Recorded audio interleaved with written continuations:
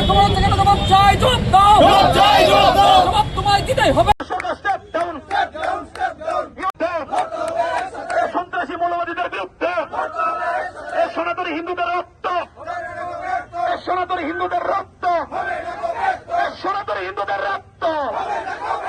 জয় শ্রীরাম, জয় জয় শ্রীরাম, জয় জয় শ্রীরাম, হর হর মহাদেব, হর হর। যেই রকম ভাবে হামলা চালাচ্ছে আমরা তার তীব্রভাবে নিন্দা জানাচ্ছি।